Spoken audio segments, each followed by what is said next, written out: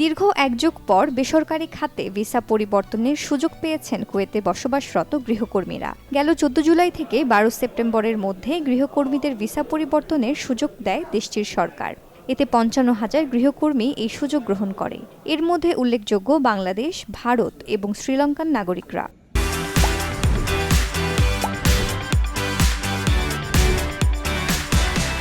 দীর্ঘ প্রায় এক যুগ পরে আমাদেরকে কুয়েত গভর্নমেন্ট যে সুযোগ দিচ্ছে, এর ফলে আমরা এখন অর্থাৎ স্পন্সরশিপ ভিসা থেকে প্রাইভেট সেক্টরে ট্রান্সফার হতে পারতেছি।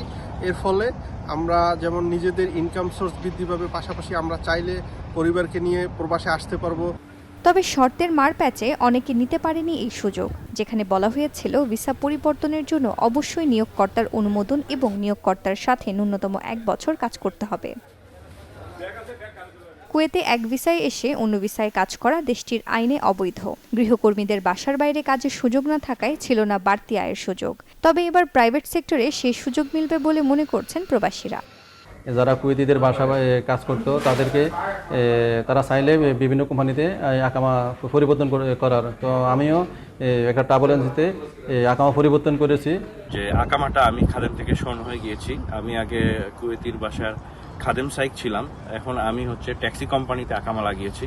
যেহেতু আমরা পরিশ্রম করতে পারি, তো সেহেতু ট্যাক্সিতে আকামা লাগানোর ফলে আমরা আমাদের ইনকাম বা আমাদের যে ইনকাম সোর্সটা সেটা আর কি আরো বৃদ্ধি পাবে। প্রবাসী ভাইরা নিজের উদ্যোগে ব্যবসা বাণিজ্য করে অধিক ইনকাম করতে পারবেন। এতে আমাদের রেমিটেন্স বাড়বে বলে আমি আশা করি।